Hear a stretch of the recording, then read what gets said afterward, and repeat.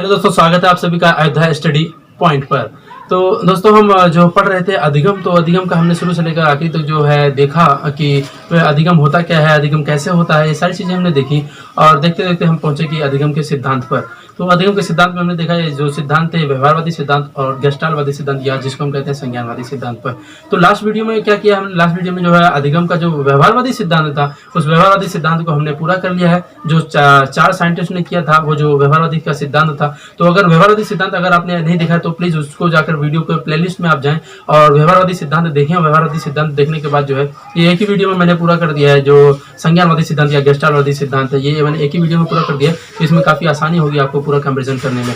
तो लेकिन मैंने जो कंपेरिजन किया था जिस वीडियो में कि व्यवहारवादी सिद्धांत और संज्ञानवादी सिद्धांत में दोनों में अधिगम किस हिसाब से होता है, ये सारी चीजें जो थी वो कैसी थी, तो उसमें जो था आज हम जैसा कि स्टार्ट करने जा रहे हैं संज्ञानवादी सिद्धांत। तो दोस्तों, वीडियो स्टार्ट करने से पहले अगर आप इस चैनल पर पहली बार आए तो प्लीज चैनल को लाइक करें, शेयर करें और ज्यादा से ज्यादा हो सके, जितना ज्यादा हो सके आप उसको शेयर करें। और अगर आप पहली बार आए तो प्लीज चैनल को पहले सब्सक्राइब करें, उसके बाद जो है वीडियो आगे देखें।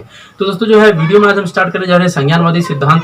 संज्ञानवादी सिद्धांत का क्या था कि किस हिसाब से था संज्ञानवादी सिद्धांत। ये जो संज्ञानवादी सिद्धांत था इसको हम कैसे कहते हैं कि गेस्टालवादी सिद्धांत। तो ये जो गेस्टालवादी सिद्धांत था इसको जो है इसमें जो है चार साइंटिस्ट है, मैक्स वर्डिमर था और जो था वोल्फगैंग कोहलर भी थे, और इसमें कर्ट लेविन और कर्ट कोपका, ये जो चार थे इसमें जो है ये जो चार चीजें थी, ये चार साइंटिस्ट जो है इसमें है संज्ञानवादी सिद्धांत में। और संज्ञानवादी सिद्धांत में जो पहला जो मैक्स वर्डिमर है इन्होंने क्या दिया, मैक्स वर्डिमर है और वोल्फगैंग कोहलर है, कर्ट लेविन है और कर्ट कोपका है।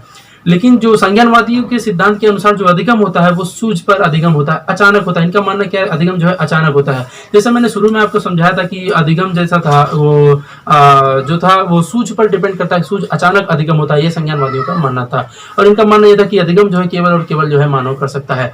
लेकिन जो है व्यवहारवादी जो मानते थे अधिगम जो है पशु और मानव दोनों कर सकते हैं। तो संज्ञानवादी सिद्धांत में हम ये देख रहे हैं कि अधिगम जो है सूझ, या फिर इनका क्या कहना है अधिगम जो है अचानक होता है या सूझ अचानक होता है। तो इसमें जो है हम देखेंगे सूझ और अंतर्दृष्टि का सिद्धांत, जो ये सारी चीजें हैं वो जो सुल्तान के ऊपर किया गया था, ये सारी चीजें हम देखेंगे आज किस हिसाब से क्या था।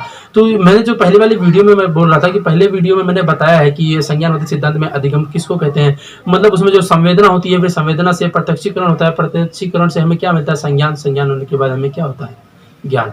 तो सूझ जो होता है, हमें सूझ जो मिलती है, सूझ मिलने के बाद ये जो सूझ आता है, सूझ आने के बाद क्या होता है, हमें जो है अधिगम हो जाता है। सूझ आने के बाद हमें क्या बन जाता है, अधिगम हो जाता है। तो संज्ञानवादी के अनुसार जो है ये अधिगम होता है, वही हम आगे पढ़ेंगे। आज जो है आज की वीडियो में हम पढ़ने जा रहे हैं क्या, संज्ञानवादी सिद्धांत। तो दोस्तों चलिए स्क्रीन पर देखते हैं कि संज्ञानवादी सिद्धांत है क्या, इसके बारे में क्या क्या मूल तथ्य हैं, ये जो सारी चीजें हैं ये आपको मैं बताने जा रहा हूँ। तो दोस्तों आप जो है कॉपी और पेन जो है लेकर प्रॉपर नोट्स बनाते रहें और साथ ही देखते रहें। ओके गाइस, आइए चलते हैं स्क्रीन पर। तो फ्रेंड्स, जैसा हम स्क्रीन पर आ चुके हैं, तो स्क्रीन पर जो है हम आ चुके हैं, तो हमको आज क्या देखना है, संज्ञानवादी सिद्धांत। जो हमने सारी चीज़ें पढ़ी वो संज्ञानवादी सिद्धांत में हम देख रहे हैं कि संज्ञानवादी सिद्धांत कैसे थे। तो हम क्या देख रहे हैं यहाँ पर, संज्ञानवादी सिद्धांत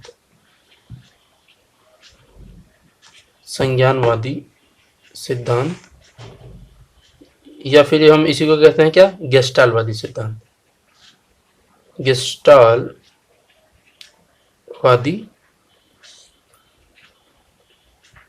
सिद्धांत दोस्तों, मेरी आप लोगों से गुजारिश है कि मतलब किसी भी थ्योरी को या किसी भी प्रयोग को जो है जो मैं पढ़ा रहा हूँ उसको आप रटने की कोशिश ना करें। अगर रटेंगे तो रटने से चीज़ें क्या हो जाती हैं, दिमाग से स्किप हो जाती हैं। तो उसको आप जो है प्रॉपर अंडरस्टैंड होकर पढ़ें। तो अंडरस्टैंड होकर पढ़ने से क्या होता है, चीज़ें जो है दिमाग में काफ़ी अच्छी तरीके से समझ में आ जाती है। मैथ्स में इंसान क्या होता है, मैथ्स में इंसान भूलता क्यों नहीं, क्योंकि मैथ्स में क्या होता है, कॉन्सेप्चुअल होता है। एक बार आपका कॉन्सेप्ट क्लियर हो गया, फिर उसके बाद कोई सा भी क्वेश्चन आने दो, आप जो है अपने आप उसको सॉल्व करते हुए चले जाएंगे। तो इसी हिसाब से इसमें भी आप कॉन्सेप्ट को समझें कि किस हिसाब से था। जिस तरह से मैंने इसके पहले व्यवहारवादी सिद्धांत में पढ़ा है चार साइंटिस्ट को, उस हिसाब से ये जो है संज्ञानवादी सिद्धांत है। संज्ञानवादी सिद्धांत को हम देखेंगे, या गेस्टालवादी सिद्धांत को। गेस्टालवादी सिद्धांत क्या है, ये गेस्टालवादी जो थे एक संप्रदाय था जो कि संज्ञानवादियों से जुड़ा हुआ था। तो संज्ञानवादी सिद्धांत या गेस्टालवादी सिद्धांत हम इसी को कहते हैं। तो आइए हम देखते हैं कि इसमें क्या क्या हिसाब है, क्या किस हिसाब से इसमें अधिगम को कहा गया कि अधिगम क्या है। तो आइए हम देखते हैं कि संज्ञानवादी सिद्धांत। तो संज्ञानवादी सिद्धांत या गेस्टालवादी सिद्धांत में क्या था, इनमें जो है चार साइंटिस्ट का नाम आता है। जो चार साइंटिस्ट थे इसमें जो है यहाँ पर मैक्स वर्डिमर, एक तो फर्स्ट आते हैं कौन से, मैक्स वर्डिमर, मैक्स वर्डिमर, और सेकंड जो आते हैं यहाँ पे कोलर, थर्ड जो आते हैं यहाँ पे कर्ट लेविन, और जो फोर्थ यहाँ पर आते हैं कर्ट, यहाँ पर हम कह सकते हैं इनको कोपका। थोड़ा अजीब सा नाम है कर्ट कोपका, लेकिन यही है जो नाम है। तो यहाँ पर जो है कुछ ये जो मैक्स वर्डिमर और कोलर, कर्ट लेविन और कर्ट कोपका, यहाँ पर आपको जो देखने को मिल रहे हैं, इनमें से जो है जो सिद्धांत इन्होंने दिया था, इसमें से हम सबसे पहले देखते हैं कि मैक्स वर्डिमर ने क्या किया था। मैक्स वर्डिमर ने जो है इसका प्रतिपादन किया था कि रिक्त पूर्तिता का सिद्धांत।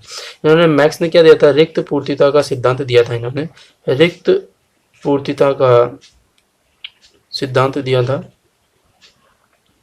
दिया था। और जो इसके प्रयोग और जो है इसमें जो प्रयोगकर्ता जो थे ये थे कोलर क्या थे, प्रयोगकर्ता थे। और यहाँ पर जो है कोलर ने क्या किया था, कोलर ने जो सिद्धांत दिया था, इन्होंने जो दिया मैक्स वर्डिमर ने दिया रिक्त पूर्तिता का सिद्धांत, और कोलर ने जो दिया था सूझ या अंतर्दृष्टि का सिद्धांत। किसका, सूझ या अंतर्दृष्टि का सिद्धांत, किसका, अंतर्दृष्टि का सिद्धांत दिया था कोलर ने। और इस सिद्धांत के जो प्रवर्तक थे, इस सिद्धांत के जो प्रवर्तक थे वो थे वर्डिमर। कौन थे, वर्डिमर। और इसके जो प्रयोगकर्ता थे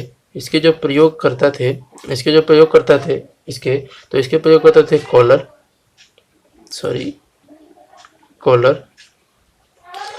और जो सहयोगकर्ता थे, जो सपोर्टर्स थे, सहयोगी थे जो इसमें, ये थे जो है कोपका। कौन थे, कोपका थोड़ा अजीब सा नाम है, जितनी बार मैं नाम लेता हूँ उतनी बार जो है कोपका का नाम मेरे को थोड़ा सा डिफरेंट साउंड लगता है ना। तो इसमें जो कर्ट लेविन एक छूट रहे हैं, जो कर्ट लेविन थे, इन्होंने क्या दिया था, क्षेत्रवादी सिद्धांत दिए थे। कौन से, क्षेत्रवादी सिद्धांत। कौन सा सिद्धांत दिया था इन्होंने, क्षेत्रवादी सिद्धांत दिया था। तो आइए हम देखते हैं सबसे पहले कौन सा, सूझ या फिर अंतर्दृष्टि का सिद्धांत। सूझ का सिद्धांत जैसे मैंने आपको बताया था पिछले वीडियो में, अगर आपको याद होगा तो सूझ का सिद्धांत मैंने बताया था आपको कि सूझ किस तरह से होती है, और सूझ में हम कैसे क्या कह सकते हैं। जो हमारी पांचों इंद्रियां होती हैं, आँख, कान, नाक, जीभ और त्वचा। तो आँख, कान, नाक और जीभ के त्वचा हमें क्या होती है, इनसे हमें क्या होता है, संवेदना, और संवेदना से क्या होता है, प्रत्यक्षीकरण, प्रत्यक्षीकरण से संज्ञान, और संज्ञान से हमें क्या होता है, सूझ। और सूझ जो होती है, सूझ हमको क्या होती है, वो अचानक होती है ना। और वो क्या, किसने दिया था वो चीजें, सूझ जो होती है क्या होती है, हमें अचानक आती है सूझ, राइट। सूझ जो हमें अचानक आती है, उसके हिसाब से हम देखते हैं कि सूझ किस हिसाब से होता है ना। ये क्या था, ये सूझ का जो सिद्धांत था, ये किसके हिसाब से था, संज्ञानवादी सिद्धांत के अनुसार जो है ये जो सूझ अचानक आता है, इसको जो है ये संज्ञानवादी के अकॉर्डिंग जो है ये यही अधिगम होता है। तो ये देखते हैं हम कि सूझ का सिद्धांत किसने दिया, किस प्रकार दिया, और किसका इस्तेमाल किया सूझ के सिद्धांत में। ये सारी चीजें हम इसमें जानने की कोशिश करते हैं। तो आइए हम देखते हैं क्या सूझ का सिद्धांत है ना। सूझ का सिद्धांत, सूझ का सिद्धांत, ये सूझ का सिद्धांत जो था, इसके जो प्रवर्तक थे, सूझ के सिद्धांत के जो प्रवर्तक थे, वो प्रवर्तक थे वर्डिमर। कौन थे, वर्डिमर। और जो इसके प्रयोगकर्ता थे, इसके जो प्रयोगकर्ता थे वो प्रयोगकर्ता थे कोलर, है ना। इसके जो प्रयोगकर्ता थे वो प्रयोगकर्ता कौन थे, कोलर ना। कोलर ने ये कोलर जो थे ये अमेरिकन फौज में थे। किसमें, अमेरिका के फौज में थे, या अमेरिका के आर्मी में थे। और अमेरिका के आर्मी में रहने के बाद इनको क्या है, एक टापू पे जाने का मौका मिला, राइट। एक टापू पे जाने का मौका मिला। तो जब टापू पे गए तो इन्होंने क्या देखा उस टापू पर कि बहुत ही ज़्यादा, मतलब वहाँ पर जो है कई तरह के उनको जो है वहाँ पर चिंपैंजी देखने को मिले, बहुत सारे चिंपैंजी वहाँ पर उनको देखने को मिले। तो ये जो प्रयोगकर्ता यहाँ पर जो कोलर है, यहाँ पे कोलर ने क्या किया, उसी टापू पर क्या किया, एक चिंपैंजी को पकड़ा, और जिस चिंपैंजी पर इन्होंने प्रयोग किया था, उस चिंपैंजी का नाम जो था, उस चिंपैंजी का नाम है ना, उस चिंपैंजी का नाम जो इन्होंने रखा था, चिंपैंजी का नाम जिस पर इन्होंने प्रयोग किया, उसका नाम ही बड़ा शानदार नाम रखा था। उसका नाम क्या था? सुल्तान, है ना। आप देखो बंदर चिंपैंजी का भी नाम क्या रखा? सुल्तान। तो वर्डिमर क्या किया, ये जो कोहलर ने क्या किया, सूझ और अंतर्दृष्टि का सिद्धांत दिया। और ये क्या थे, एक टापू पर गए थे। टापू पर इन्होंने क्या, इनको क्या देखने को मिले, जो है चिंपैंजी। और इन्होंने क्या सोचा कि इस पर ही प्रयोग किया जाता है। चिंपैंजी पर इन्होंने जिस चिंपैंजी पर प्रयोग किया, उसका नाम इन्होंने क्या रखा था? सुल्तान। और जो प्रयोग इन्होंने किया, वो प्रयोग जो है इन्होंने 2 चरणों में किया।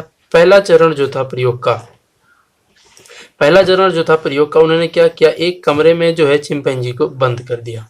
राइट, क्या किया, एक कमरे में चिंपैंजी को बंद कर दिया और बाजू में उसके मतलब कमरे में क्या रखा, 2 बॉक्स।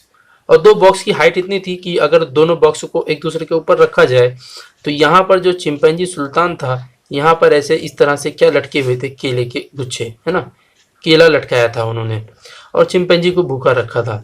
तो चिंपैंजी जो है यहाँ पर, मान लीजिए चिंपैंजी मौजूद है, यहाँ पर हम मान लेते हैं चिंपैंजी यहाँ पर मौजूद है। राइट, चिंपैंजी जो है अलग अलग तरह की कई सारी अनुक्रियाएं करता है। कूदता है कोयले को पकड़ने के लिए, कूदता है, भाग फांकता है, मतलब कई तरह की कोशिश करता है।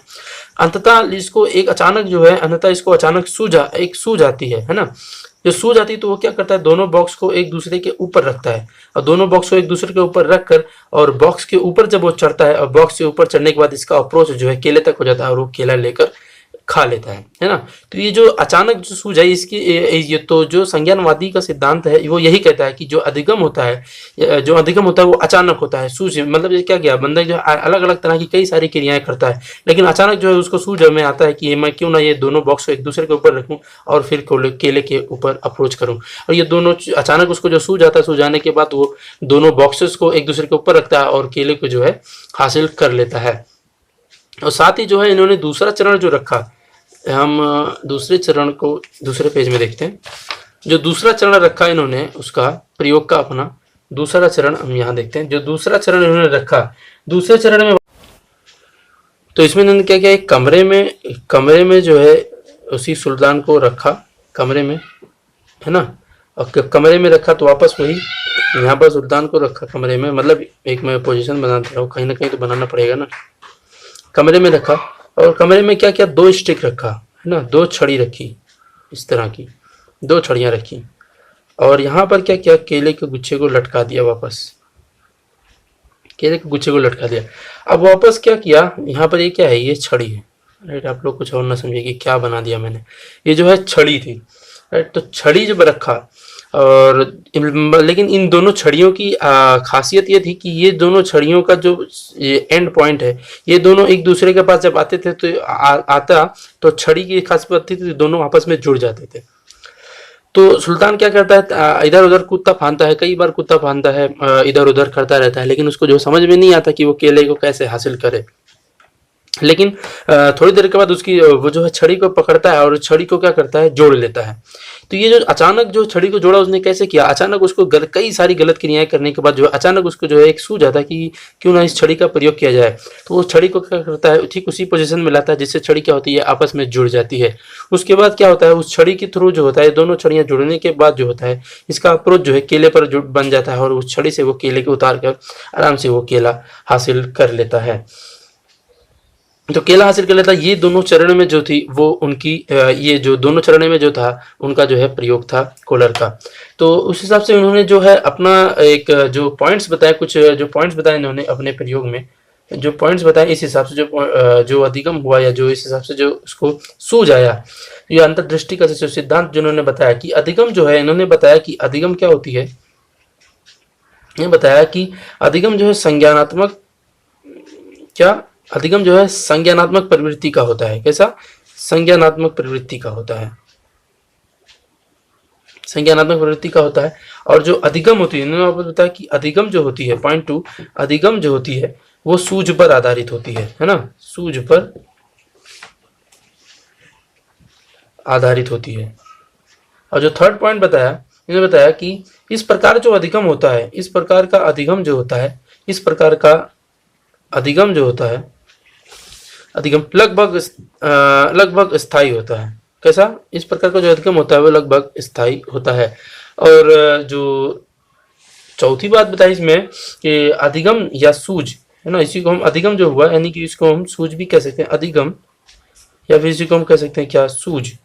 ये जो होता है अचानक होता है, कैसा, अचानक होता है, अचानक होता है। और फिर ये जो बात बताई, इन्होंने कहा कि अधिगम में समय नहीं लगता। समय नहीं लगता मतलब क्या है, उसको जैसे ही सूझ आई, सूझ आने के बाद वो तुरंत जो है सही अनुक्रिया करता है। सही अनुक्रिया करने के बाद क्या होता है, वो जो है केले को हासिल कर लेता है। तो 2 चरणों में किया, 2 चरणों में जो किया, पहले चरण में उन्होंने क्या किया, पहले चरण में जैसे मैंने आपको बताया कि पहले चरण में उन्होंने क्या किया, पहले चरण में जो है ऐसे ही 2 बॉक्स रखा, दोनों बॉक्स को जो है अचानक जो सूझ जाता है सुल्तान को, दोनों बॉक्स को एक के ऊपर एक रख के जो है केले को हासिल कर लेता है। और ठीक दूसरे प्रयोग में क्या करता है, दूसरे प्रयोग में वो छड़ी को जो है अचानक जो उसको सूझ जाता है और वो छड़ी का प्रयोग करता है, और छड़ी का प्रयोग करने के बाद जो है वो केले को हासिल कर लेता है।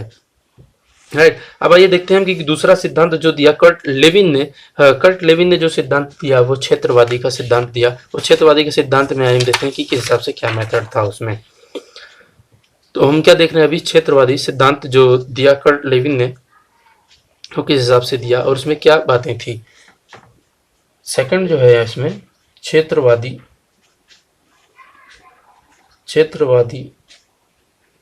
सिद्धांत, है ना।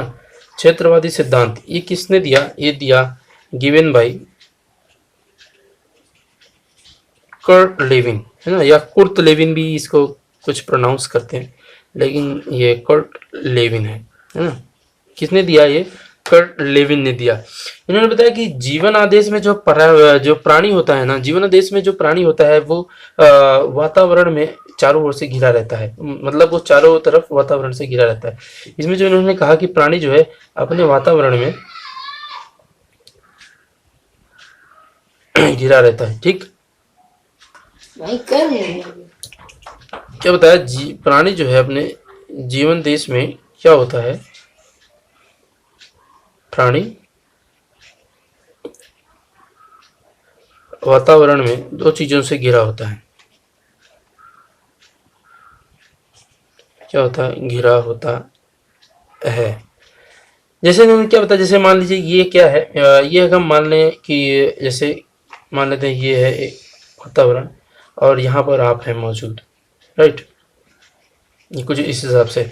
तो जो चीजें होती हैं यहाँ पर, एक तो होता है संज्ञानात्मक,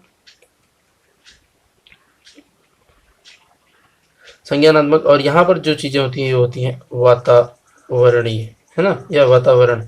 तो वातावरण इसी को हम कह सकते हैं क्षेत्र, है ना। तो वातावरण क्षेत्र, तो ये क्षेत्र में क्या कहते हैं, एक तो आता है समाज, एक आता है परिवार, एक आता है देश, फिर उसमें क्या आता है बच्चा सबसे पहले कहाँ जाता है, परिवार के बाद सबसे पहले कहाँ जाता है, विद्यालय, या जिसे हम कहते हैं स्कूल। संज्ञानात्मक में क्या आता है, संज्ञानात्मक हम देखें तो यहाँ पे आता है सबसे पहले बुद्धि, फिर जो अलग अलग तरह की सोच रखता है चिंतन, फिर क्या होते हैं संवेग, और क्या होता है मूल प्रवृत्ति, है ना, मूल प्रवृत्ति। तो इसमें इन्होंने बताया कि वातावरण में वातावरण की जो अपनी कुछ मांगे होती हैं, उस हिसाब से वातावरण में जो कुछ दबाव होता है, और वातावरण में जो दबाव होता है, और व्यक्ति जो है अपनी मांगों की पूर्ति करने के लिए क्या करता है, व्यक्ति जो है अपनी मांगों की पूर्ति करने के लिए वातावरण के प्रति क्या करता है, अनुक्रिया। और जो अनुक्रिया करता है वो किसके द्वारा करता है, वो जो अनुक्रिया करता है वो अनुक्रिया करता है किसके द्वारा, संज्ञान के द्वारा। यानी संज्ञान का मतलब मैंने क्या बताया था आपको पहले वीडियो में, संज्ञान मतलब ज्ञान, यानी कि ज्ञान किसे, बुद्धि से, चिंतन से, संवेग से, या फिर मूल प्रकृति से। ये जो मतलब जो वातावरण की जो मांगे होती है उस मांग को पूर्ति करने के लिए या वातावरण के प्रति अनुक्रिया करता है, किसके द्वारा, क्या करता है, ये वातावरण के प्रति जो है अपनी मांगों की पूर्ति करने के लिए क्या करता है, वातावरण के प्रति क्या करता है, अनुक्रिया। मतलब उसको क्या चाहिए, समाज, जो व्यक्ति है उसको क्या चाहिए, समाज से क्या कीजिए, सबसे पहले क्या जाता है, विद्यालय, देश, परिवार। समाज चाहिए, परिवार चाहिए, देश और विद्यालय। तो वातावरण के जो प्रतिक्रिया करता है, वातावरण के प्रति जो अनुक्रिया करता है, अनुक्रिया करता है, वो अनुक्रिया किसके द्वारा करता है, वो कहता है किसके द्वारा, संज्ञान के द्वारा, या संज्ञानात्मक अनुक्रिया करके, या संज्ञान के द्वारा जो है वो अनुक्रिया करके वो अपनी जो है मांगों की पूर्ति करता है। तो यहाँ पर क्या करता है, संज्ञान के द्वारा जो है वो अनुक्रिया करता है। और ये साथ ही ये भी बताया कि मतलब इस हिसाब से अगर कंक्लूजन देखें तो साथ ही ये बताया कि जो व्यक्ति अपने साथ जितना अंतःक्रिया करता है, मतलब जो व्यक्ति अपने साथ जितना ज्यादा अंतःक्रिया करता है, वह व्यक्ति जीवन देश में जो है उतना ही ज्यादा क्या करता है, परिमार्जन, क्या करता है, परिमार्जन करता है। और ये जो परिमार्जन है यही क्या कहलाता है, अधिगम, है ना, ये क्या कहलाता है, अधिगम।